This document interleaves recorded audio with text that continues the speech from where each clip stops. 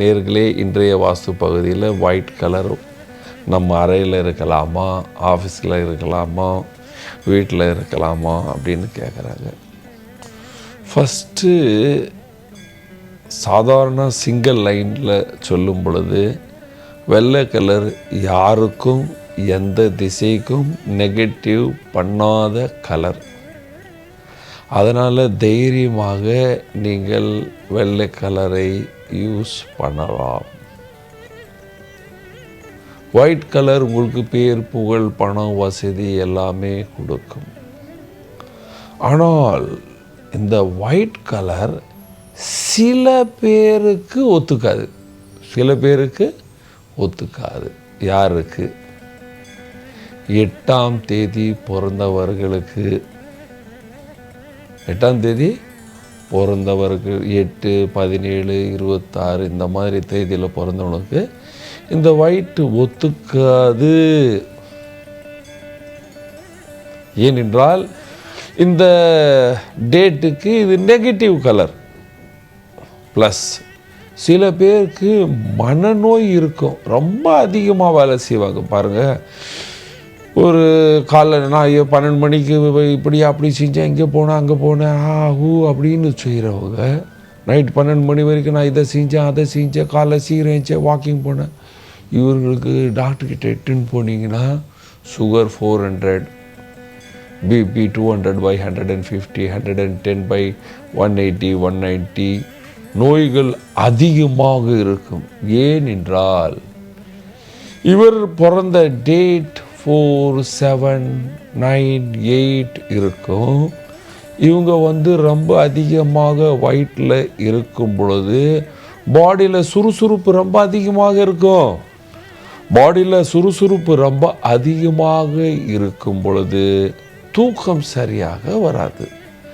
தூக்கம் சரியாக வரவில்லை என்றால் என்னாகும்? சுகர், பிபி, அது இது எல்லாமே ஓடியாந்துடும். அதனால் இந்த ஒயிட் கலர் சில நேரம் நெகட்டிவும் பண்ணும்.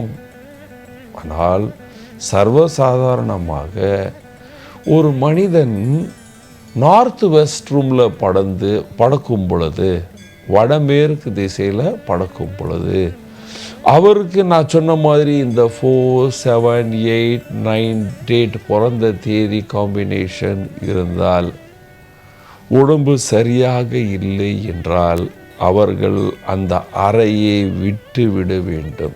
நார்த் வெஸ்ட் ரூமை விட்டுடணும். அவங்க வடகிழக்கோ அல்லது தென்மேற்கு ரூமில் தான் படுக்கணும். வெள்ளை ரூம், வெள்ளை கலர் சில நேரம் அந்த ரூமுக்கு ஒத்துக்காது.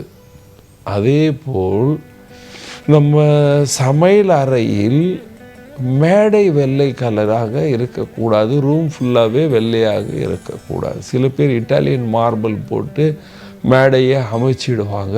அந்த ரூமும் அந்த கிச்சனும் ஒயிட்டாக இருக்கும். ஒயிட் ஃபர்னிச்சரே ஃபுல்லாக பண்ணிட்டாங்கன்னா அந்த வீட்டில் கவனிக்க வேண்டிய விஷயம் என்னென்றால், ஆணுடைய முகத்தில் தெளிவு இருக்காது.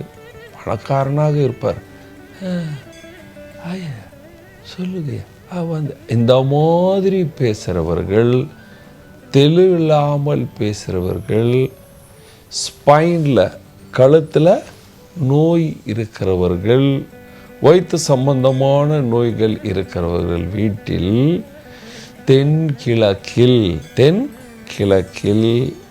வெள்ளை கிச்சன் இருக்கும். வெள்ளைக்கல், கருப்பு கல்லுக்கு பதிலாக வெள்ளைக்கல் இருக்கும்.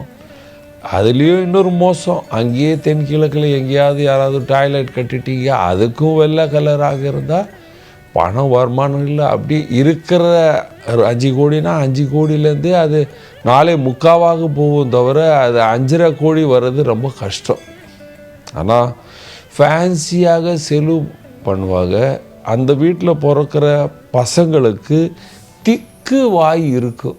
திக்கு வாய், பக் பக் அம்பக் பக் பக் அப்படின்னு பேசுகிற குழந்தை. ஏனென்றால் செவ்வாய் இருக்கிற இடத்துல சுக்கிரன் இருக்கிற இடத்துல சந்திரன் சேர்ந்து விட்டால் 2ஆம் பாவம் கெட்டுப்படும். 2ஆம் பாவம் கெட்டு போகும் பொழுது அந்த நாக்கு திக்கும்.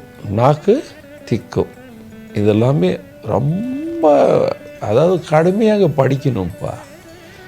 ஒவ்வொன்றுத்துக்கும் படித்தாதான் உங்களுக்கு இதெல்லாம் புரியும். ஆனால் நீங்கள் உங்கள் வாழ்க்கையில் நான் சொல்கிறது ஒவ்வொரு இடத்துல எங்கே இருக்குது அங்கே போய் இதெல்லாம் ரிசர்ச் பண்ணிட்டு பாருங்கள். இருக்கா இருந்தால் ஓகேன்னு பண்ணுங்க, அவ்வளோதான். அடுத்தது அந்த மாதிரி யாரும் வைக்கக்கூடாது, அவ்வளோதான். நமக்கு வேலை என்ன இருக்குது? இந்த மாதிரி இருந்தால் இந்த மாதிரி நடக்கும். இல்லை சார் எனக்கு இதான் வேணும் அப்படின்னா நம்ம ஒன்றும் செய்ய முடியாது. +1 பெட்டுக்கு இப்போது வினியர் எல்லாம் போடுறாங்க. பெட்டுக்கு ஒயிட் கலர் வைக்கலாமா? ஒயிட் பெட்ஷீட் போடலாமா? இந்த நம்ம ட்ரெயினில் போகும்போது எல்லாம் பார்ப்போம், அங்கே ஒயிட் பெட்ஷீட் கொடுப்பாங்க. ஏசியில் போகும்போது அதாவது நம்ம மார்ச்சரியில் போகிற மாதிரி இருக்கும். எல்லாமே நைட்டு திடீர்னு ஏஞ்சிட்டு போனால் வெள்ளை வெள்ளையாக இருக்கும். எல்லோரும் வெள்ளையாக போத்துன்னு இருப்பாங்க, மார்ச்சரியில் இருப்பாங்க. அந்த மாதிரி பெட்ரூமில் கணவன் மனைவியுடைய பெட்ஷீட்டு ஒயிட்டாக இருக்கக்கூடாது, கட்டில் ஒயிட்டாக இருக்கக்கூடாது. அதுவும் யங்கு கல்யாணம் பண்ண பசங்களுடைய பெட்ஷீட்டு ஒயிட்டாக இருக்கவே கூடாது. அது சில விஷயம் இருக்குது, வயசாக எல்லாருக்கும் புரியும். அதில் ஏதாவது தழும்புகள் விழும், பிரச்சனை வரும், ஸ்பீடு குறைஞ்சிடும், சோம்பேறியாக ஆகி தூங்கிடுவார்கள், சுக்கிரன் குறையும். ஒயிட் பெட்ஷீட் யூஸ் பண்ணும். ஒயிட் கலருடைய நெகட்டிவ் இம்பேக்ட் உங்களுக்கு எல்லாம் புரிஞ்சிடுச்சுன்னா ஒயிட் எங்கே யூஸ் பண்ணலாம் எங்கே யூஸ் பண்ணக்கூடாதுன்னு புரிஞ்சுக்கும். டாய்லெட் பாத்ரூமில் ஒயிட் யூஸ் பண்ணலாம், ரொம்ப நல்லது, வேலை செய்யும், நோய் நொடியெல்லாம் குறையும். பேட் நெகட்டிவ் எனர்ஜியே கிட்டேயே வர விடாது. டாய்லெட்டில் இருந்தால் எந்த திசை டாய்லெட் இருந்தாலும் ஒயிட் கலர் நெகட்டிவிட்டியை கிட்ட வரவே விடாது. ஆனால் கிச்சனுடைய கலரில் இருக்கக்கூடாது. பெட்ரூமில் பெட்ஷீட்டில் பியூர் ஒயிட் இருக்கக்கூடாது. நம்ம போத்துக்கிற பெட்ஷீட்டாக இருந்தாலும் சரி, கட்டிலுக்கு பெட்டுக்கு போடுற பெட்ஷீட் இருந்தாலும் அது அந்த போர்வைக்கும் இருக்கக்கூடாது. படிக்கட்டுக்கு வைக்கலாம்.